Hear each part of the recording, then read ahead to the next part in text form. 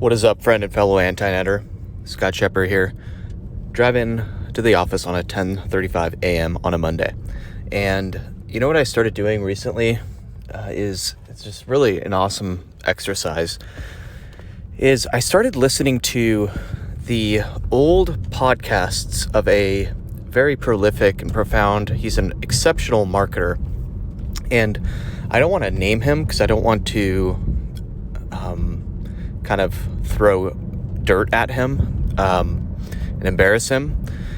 However, what has happened is this guy has been one of the best, I would say, kind of software marketers on the planet for the past, I would say since 2015, 16, 17, 18, 19, and 20. So from 2015 to 2020, the best software marketer on the planet Earth.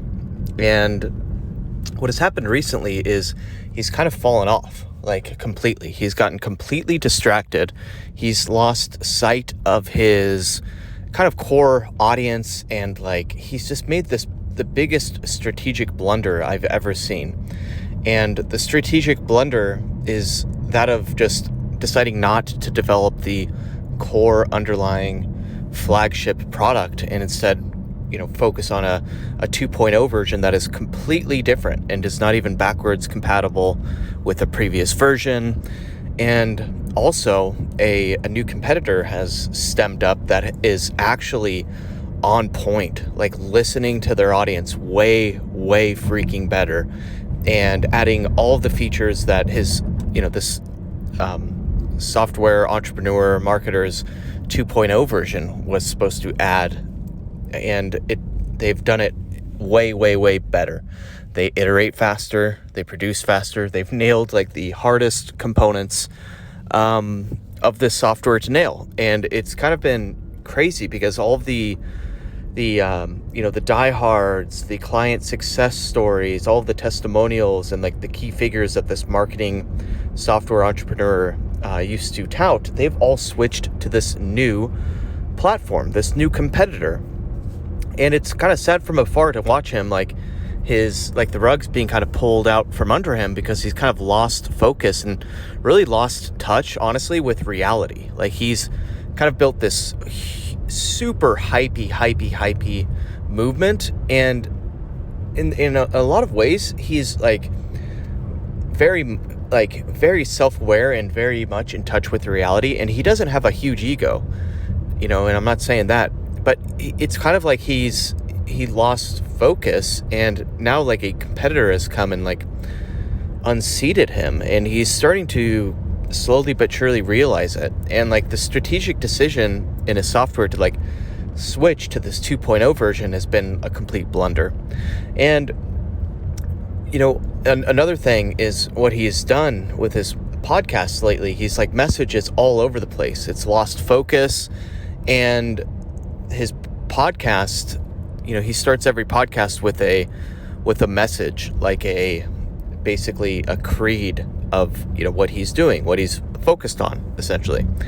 And what ended up happening is, after essentially all of this, it's been kind of crazy to see, this titan, this essentially this, a mini Roman Empire slowly but surely decline and fall. And I of course think his I don't count him out. I think the 2.0 version of his software could maybe in 6 months or a year come back and do fairly well. But I just don't see it competing with this competitor that has sprung up. And anyway, the competitor, I'm even in the competitor's Facebook group, and I've asked for certain features, and literally the co-founder of this competitive software, which is now very big, their co-founder got back to me, tagged in did an @ sign to the head of the product team. The product team tagged it like to his engineers, and like this feature that is that I asked about is actually getting done like fast. And it's just like I can't really see this entrepreneur's like 2.0 version of the software even competing anywhere like near the speed and integration that this other competitor has, who has come onto the scene, is like just starting to unseat him.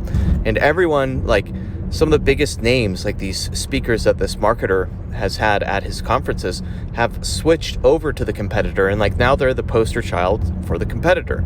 So it's kind of crazy to see.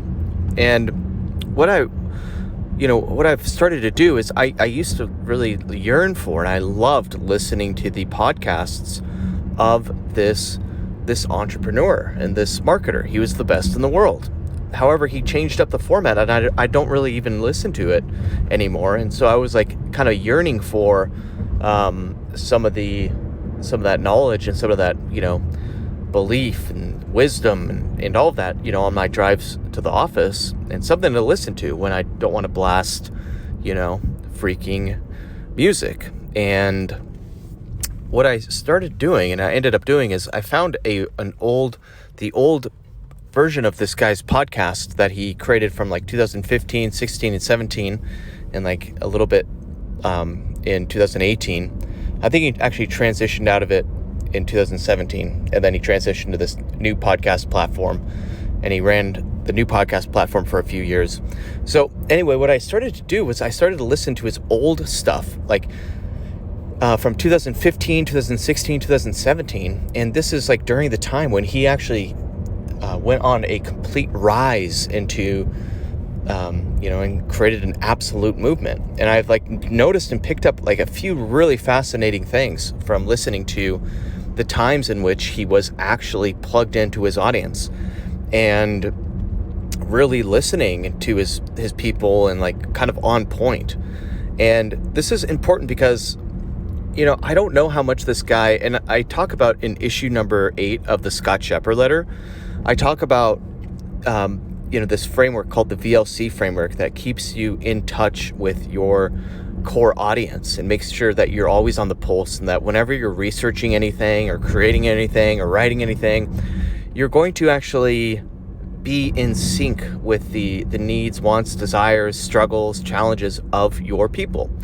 And I don't know like what happened, but it seems like he, in most recent times, he's just kind of stopped listening to his people, and he's kind of like overruled them or guessed what they really want.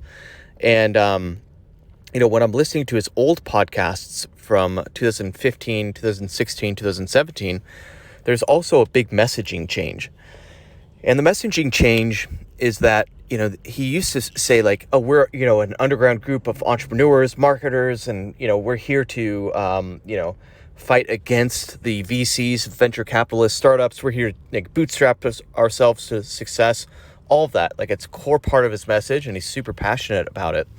And in his most recent podcast, like that, it's all shifted. Like it's kind of vague, and he's like, welcome to, this X podcast where we're talking about, and he just like, it just sounds overproduced and kind of like bullcrap. And it's sad because even in like some of the episodes, I'm like listening to these episodes, and I'm like, man, if only this marketer could go back and listen to his old stuff, he would find himself completely contradicting himself in what he's saying today. And not that that's a bad thing. We all grow, and we all like will, contradict some of the things we say. But I think if you're kind of declining and, you're like, oh my God, like what am I doing different? You should go back and listen to your old stuff. And more importantly, you should like listen to your old core message and get in touch with what used to inspire you. And one of the things that I'm taking away from this is like my core message around the anti-net Zettelkasten and that whole movement is really kind of the higher level philosophy that I truly believe in is, the hard way is the way. The hard way is the best way. The hard way is the easy way. The old school way of writing by hand, by thinking on paper and slowing down the mind, not doing too much, but focusing. That way is the way, right?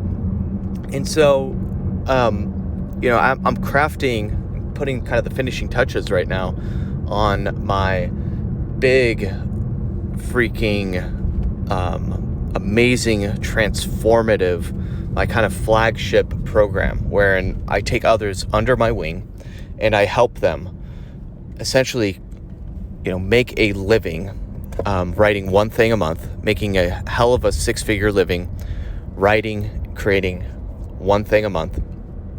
And, as I'm doing that, some of the feedback that I've gotten from my business partner, and we're working on this together, this whole presentation. And one of the things is that, he keeps emphasizing to me, in the very beginning, I was almost too much oh no, the hard way is the way, you need to do it the hard way. Right. And, his feedback is, he's trained in the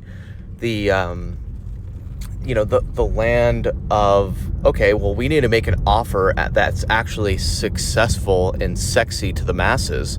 And what do the masses want? Well, they want a pill. They want that magic pill, that thing that oh, you don't have to do anything and you're going to have a 6-figure, income, writing one thing a month and having a multi-6-figure income, right? And, I'm not about that, and he's not saying that I should be about it, but there's a balance to it. And, one of the key components is actually, you have to hedge people into it and ease people into it. I'm about, yes, you can make a killer multi-6-figure living writing one thing a month. But I never say, hey, it's easy. I say there's simple ways to do it, because it is simple. If you sit down on your ass and have some assiduity and write one thing a month, it is simple. But the core message and the core thing that I believe and that my people need to see, and that's completely congruent with who I am, is I believe the old way, the hard way, the analog way, is the way. It is the best way. And so that's one of the things that I need to make sure that I never lose sight of. I don't. The one mistake I could make is to make it seem oh yeah, you can use AI and you can use this and all these dumb tricks, these dumbass tricks. AI's for freaking tards, man. It is seriously for just lazy idiots that are just wasting their freaking time and life. And that's what I truly believe. And there's a part in my video sales letter that I'm thinking of, I'm just going to axe, where I talk about, and it's totally possible, where you can train AI to help you kind of outline your physical monthly newsletter. And I talk about that because, hey, it's kind of a fad, big hypey topic. But as I'm going into the office today, I'm you know what? Screw it. I don't even want to mention that. I don't even want to waste my time with that. If that's going to attract some people that are oh, I want AI, then I'm going to scratch it. Even though the way I present it, it's, hey, yeah, you can actually use AI to help you, but it's a co-pilot. I'm thinking of even cutting that. So we'll see. I probably will. But yeah, anyway, I'm getting to the office and I want to share that with you. It's never lose sight of your higher level message and standing for something bigger than yourself. And if you find yourself getting out of touch with your audience and your people, then number one, read issue number 8 of the Scott Shepherd letter. And then B, go back and listen to the previous versions of your content, your podcasts, whatever you create. That's why I'm kind of a big fan of podcasting as a platform, because you're able to kind of get out your true thoughts. And, even if it's email, go back and read your old stuff or an essay or whatever. Okay. All right. Anyway, that's it. That's all I'm going to say. Always remember to stay crispy, my friend. Peace.